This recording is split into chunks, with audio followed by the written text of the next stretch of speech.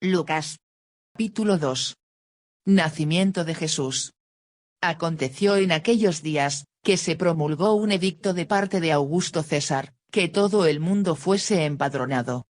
Este primer censo se hizo siendo Cirenio gobernador de Siria. E iban todos para ser empadronados, cada uno a su ciudad.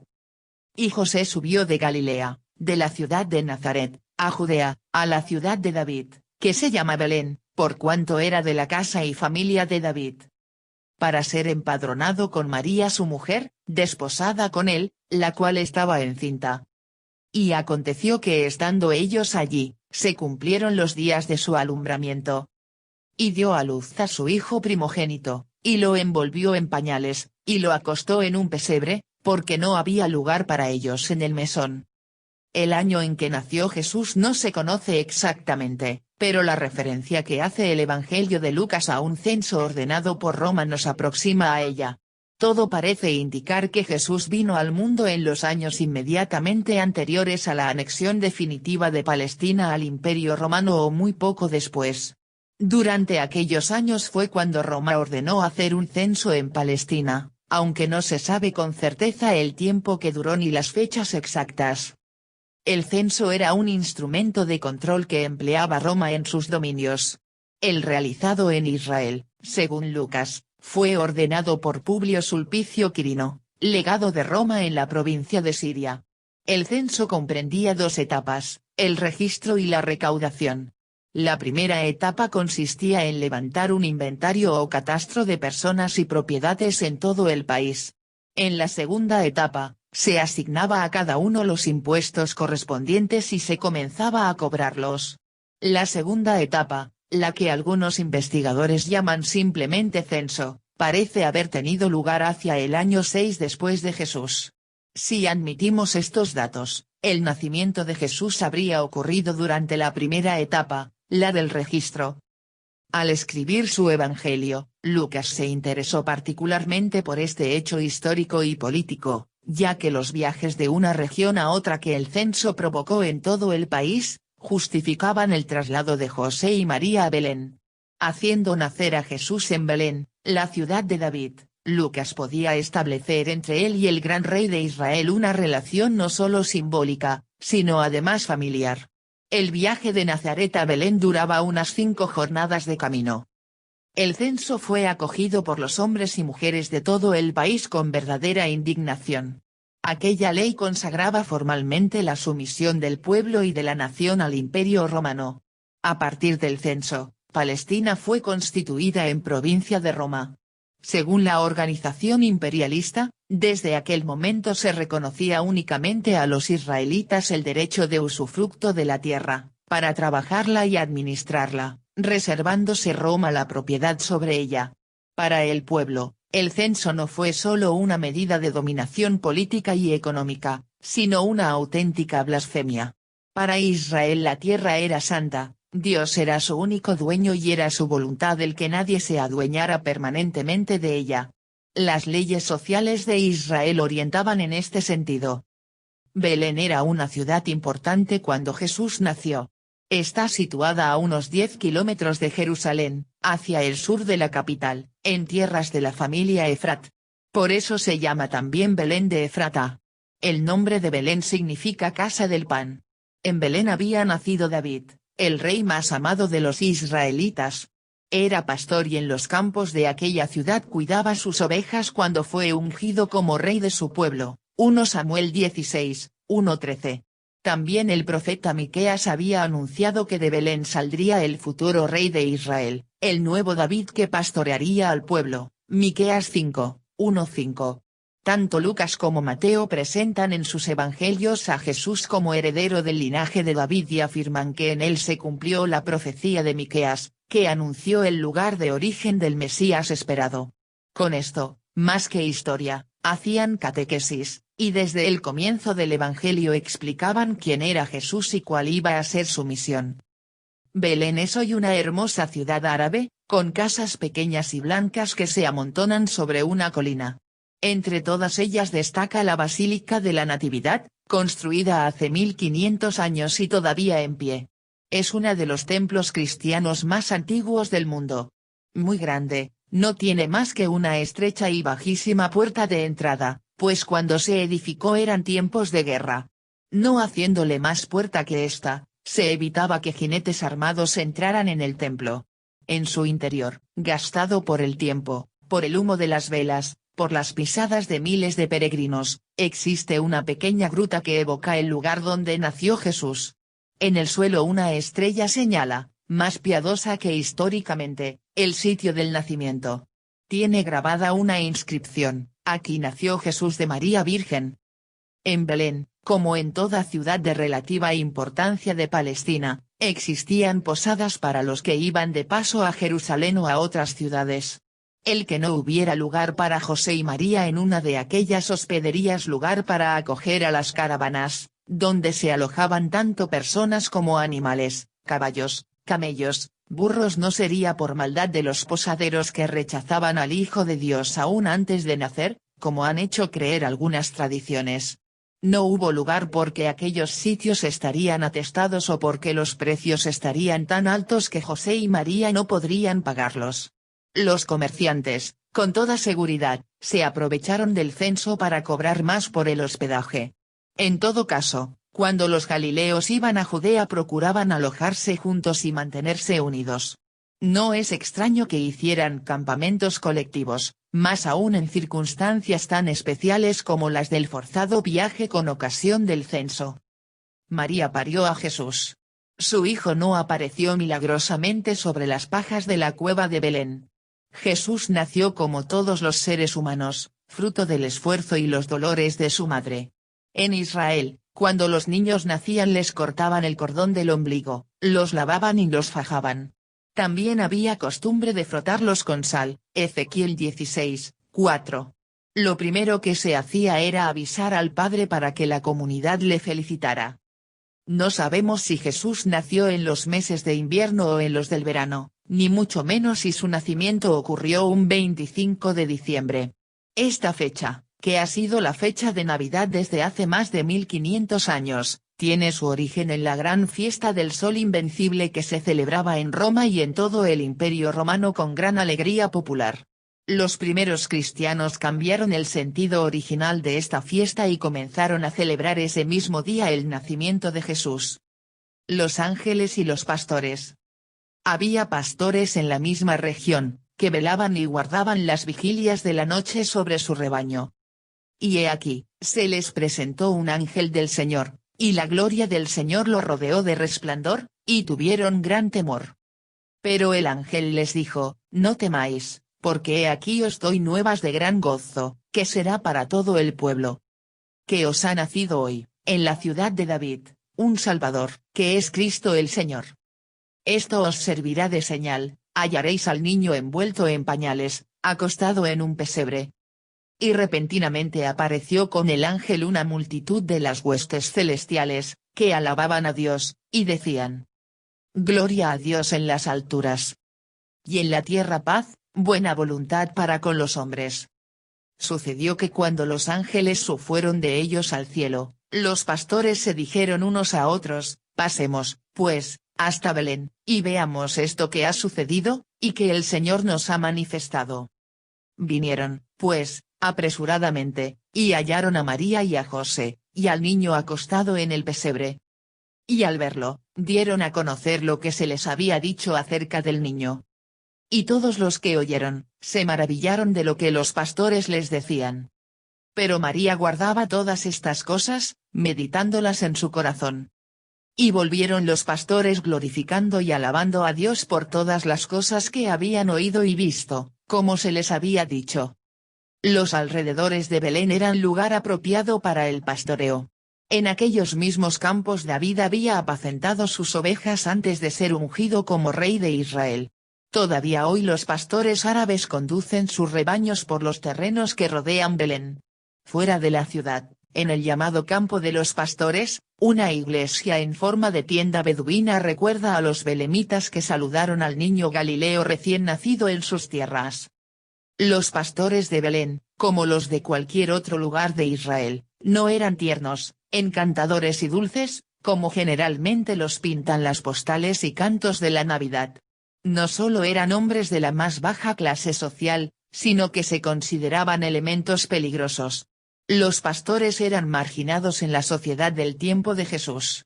Se los veía como ladrones y tramposos. Aunque no hubiera pruebas, eran siempre sospechosos de llevar sus animales a propiedades ajenas y de robar parte del producto de los rebaños. Algunas comunidades de personas religiosas tenían prohibido comprarles lana, leche o cabritos. La literatura de los tiempos de Jesús estaba llena de juicios muy críticos contra los pastores. Si el Evangelio de Lucas presentó como primeros conocedores del nacimiento de Jesús a los pastores, más que dar con ello un dato histórico, buscaba hacer teología, dejar bien claro, desde el comienzo del Evangelio, quiénes iban a ser los destinatarios del mensaje de Jesús. Como en el texto de la Anunciación a María, el evangelista Lucas incluyó en este relato de alegría y fiesta, a ángeles que cantan en los cielos y anuncian paz en la tierra con ocasión del nacimiento de Jesús. Mateo, el otro relator de la infancia de Jesús, quiso resaltar la universalidad de su mensaje. Por eso, escribió que llegaron a Belén unos orientales que eran magos, que tenían otra religión, expresando así que Jesús no vino a liberar solo a Israel sino a todos los pueblos de la tierra. Se inspiró para ello en varias profecías del Antiguo Testamento, Isaías 49, 12 y 22-23, 60, 3-6, y hasta tomó prestada la estrella premonitoria con que Balaam, un extranjero, anunció la llegada de un gran rey, Números 24, 15-19. Para completar el cuadro de la Navidad. Todos estos símbolos son el pórtico maravilloso de lo que Mateo y Lucas quieren dar a conocer sobre Jesús. Presentación de Jesús en el templo. Cumplidos los 8 días para circuncidar al niño, Levítico 12. 3 le pusieron por nombre Jesús, el cual le había sido puesto por el ángel Lucas 1. 31 antes que fuese concebido. Y cuando se cumplieron los días de la purificación de ellos, conforme a la ley de Moisés, le trajeron a Jerusalén para presentarle al Señor. Como está escrito en la ley del Señor, todo varón que abriere la matriz será llamado santo al Señor, Éxodo 13. 2 Éxodo 13. 12. Y para ofrecer conforme a lo que se dice en la ley del Señor, un par de tórtolas, o 2 palominos. Levítico 12. 6-8. Y he aquí había en Jerusalén un hombre llamado Simeón, y este hombre, justo y piadoso, esperaba la consolación de Israel, y el Espíritu Santo estaba sobre él. Y le había sido revelado por el Espíritu Santo, que no vería la muerte antes que viese al ungido del Señor. Y movido por el Espíritu, vino al templo. Y cuando los padres del niño Jesús lo trajeron al templo, para hacer por él conforme al rito de la ley, él le tomó en sus brazos, y bendijo a Dios, diciendo: Ahora, Señor, despides a tu siervo en paz, conforme a tu palabra. Porque han visto mis ojos tu salvación, la cual has preparado en presencia de todos los pueblos. Luz para revelación a los gentiles, Isaías 42. 6 Isaías 49. 6. Y gloria de tu pueblo Israel. Y José y su madre estaban maravillados de todo lo que se decía de él. Y los bendijo Simeón, y dijo a su madre María: He aquí, este está puesto para caída y para levantamiento de muchos en Israel, y para señal que será contradicha. Y una espada traspasará tu misma alma, para que sean revelados los pensamientos de muchos corazones. Estaba también allí Ana, profetisa, hija de Fanuel, de la tribu de Aser, de edad muy avanzada, pues había vivido con su marido 7 años desde su virginidad. Y era viuda hacía 84 años, y no se apartaba del templo, sirviendo de noche y de día con ayunos y oraciones. Esta, presentándose en la misma hora, daba gracias a Dios, y hablaba del niño a todos los que esperaban la redención en Jerusalén. Las leyes de Israel relativas a la pureza consideraban que el parto dejaba a la madre impura ante Dios. Se creía que el parto, como las reglas de la mujer o el derrame de semen del hombre eran una pérdida de la vitalidad y que para recuperarla debían hacerse ciertos ritos y restablecer con ellos la unión con Dios, fuente de vida. Si la mujer había dado a luz un varón era impura durante 40 días y si había tenido una niña, durante 80. Cuando pasaba este tiempo debía presentarse en el templo de Jerusalén para consagrar a Dios al recién nacido y purificarse ella ofreciendo un sacrificio de un cordero y una tórtola. Si era pobre y este era el caso de María bastaba con que ofreciera 2 tórtolas o pichones, Levítico 12, 1-8. Las aves se mataban y desplumaban antes de ofrecerlas en el altar. Las mujeres que esperaban ser purificadas por el sacerdote se congregaban en el templo, en la puerta de Nicanor. Esta puerta unía el atrio hasta donde podían entrar las mujeres con el atrio de los varones. Allí se purificaba también a los leprosos que hubieran quedado sanos y se hacían las pruebas a las mujeres que fueran sospechosas de haber cometido adulterio. Jerusalén era el más importante centro comercial del país. A la capital llegaban productos de todas las regiones y también del extranjero. Había varios mercados, de cereales, frutas, legumbres, ganado, madera. Existía también un lugar para exponer y vender esclavos, que eran siempre extranjeros. Todo se pregonaba a gritos para animar a la clientela. Había que tener especial cuidado en el momento de comprar, pues en la capital se usaba una medida de peso distinta que la del resto del país y también usaban monedas propias. Todo era allí más caro, especialmente la comida, el vino y el ganado. Si en Jerusalén se compraban 3 o 4 higos por un as, en el campo se conseguían por ese mismo precio 10 o hasta 20 higos. Junto a los grandes comerciantes, existían pequeños negocios de tenderos o revendedores minoristas y muchísimos vendedores ambulantes. Los puestos para el comercio de los animales que se vendían para los sacrificios corderos, cabritos, becerros, palomas estaban colocados en la enorme explanada del templo. En aquel atrio podían entrar todos, hombres, mujeres y extranjeros. El regreso a Nazaret. Después de haber cumplido con todo lo prescrito en la ley del Señor, volvieron a Galilea, a su ciudad de Nazaret. Mateo 2. 23. Y el niño crecía y se fortalecía, y se llenaba de sabiduría, y la gracia de Dios era sobre él. El niño Jesús en el templo. Iban sus padres todos los años a Jerusalén en la fiesta de la Pascua, y cuando tuvo 12 años, subieron a Jerusalén conforme a la costumbre de la fiesta.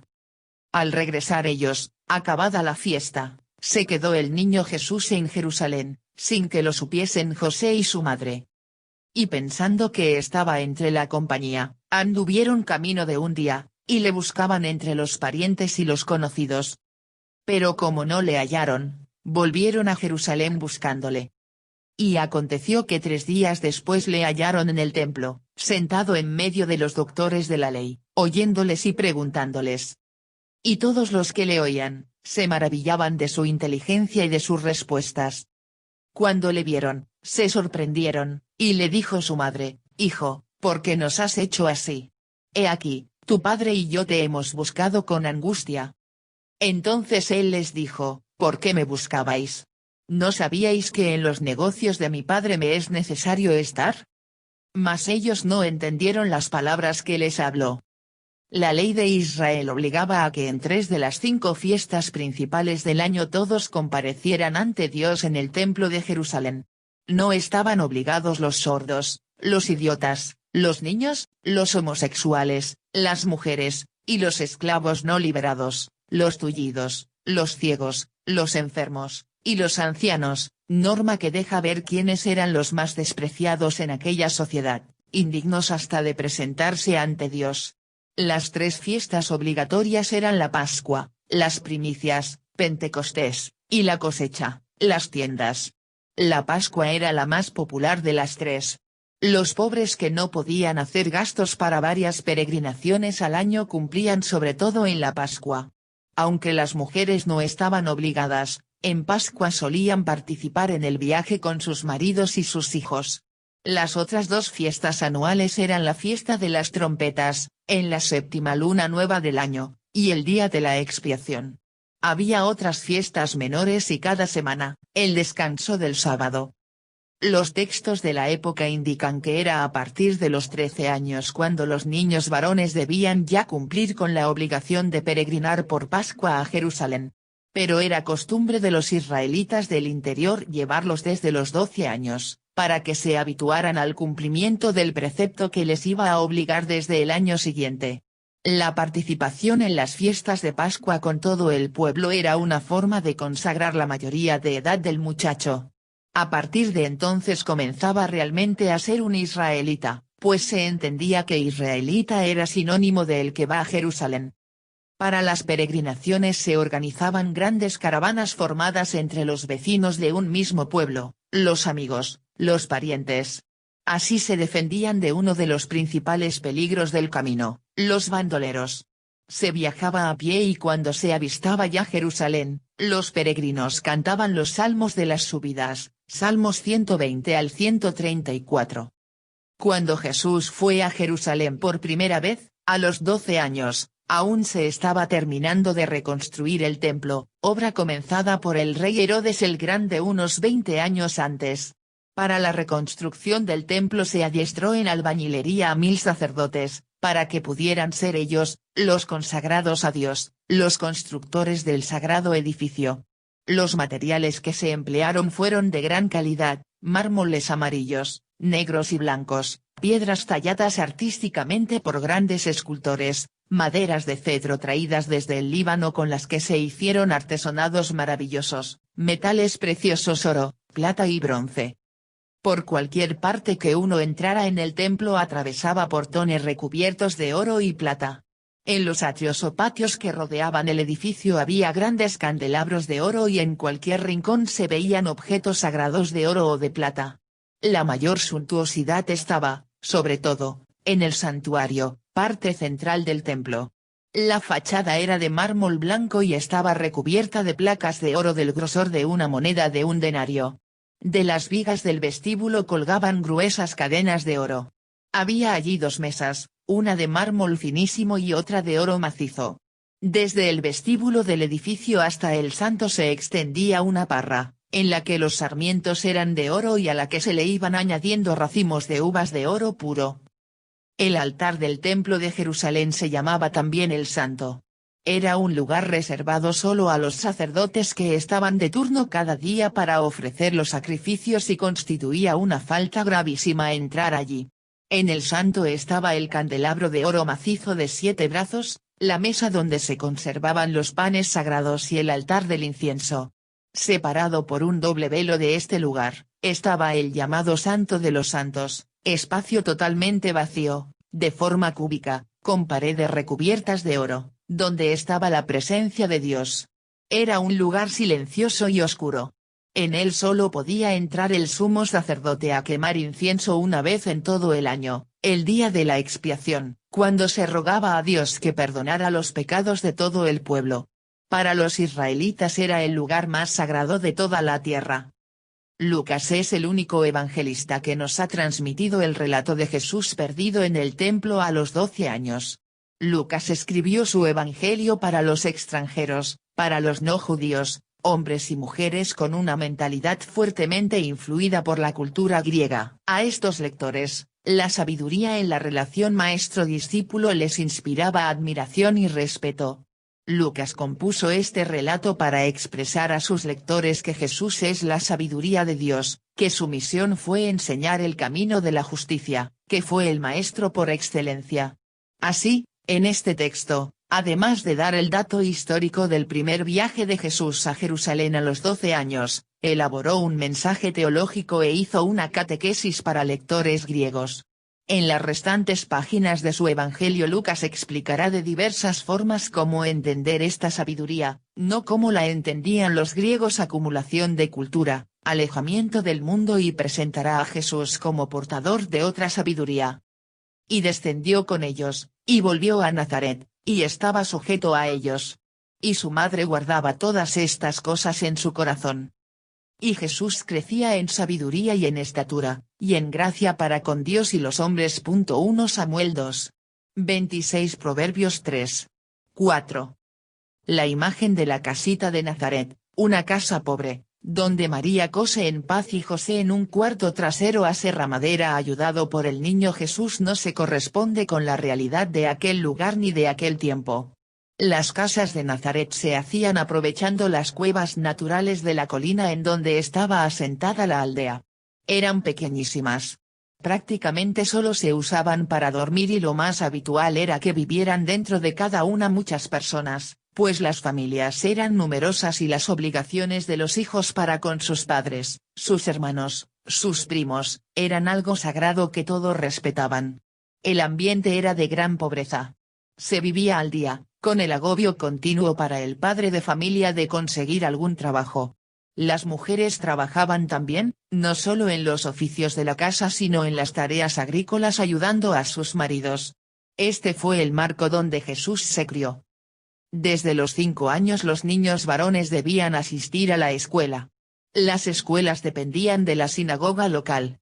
En la sinagoga, donde cada sábado se reunía la comunidad a rezar y a escuchar las escrituras, aprendían los niños a leer. No se consideraba que las niñas tuvieran necesidad de saber y las dedicaban a ayudar en los oficios domésticos. Solo las niñas de familias mejor situadas de la capital recibían alguna instrucción. Los niños aprendían a leer en los textos de las escrituras. La educación general terminaba a los 12 años, cuando el muchacho llegaba a la pubertad y se convertía legalmente en adulto. Los más destacados en el aprendizaje continuaban su instrucción. La enseñanza no era solo un aprendizaje mecánico de unir palabras y frases, sino un modo de familiarizar a los pequeños con la historia del pueblo, la tradición de sus mayores y las leyes de Dios. El ideal era que al terminar su instrucción básica el joven supiera de memoria casi todas las escrituras. De lo que fue la vida de Jesús durante los largos años de su infancia, su adolescencia y su juventud no dice nada el Evangelio. Solo el relato de Jesús a los 12 años perdido en el templo de Jerusalén rompe este silencio. Esto indica que la vida de Jesús no tuvo absolutamente nada de especial durante este prolongado periodo de tiempo. El evangelista Lucas dice únicamente que el niño crecía en edad, en sabiduría y en gracia como cualquier ser humano.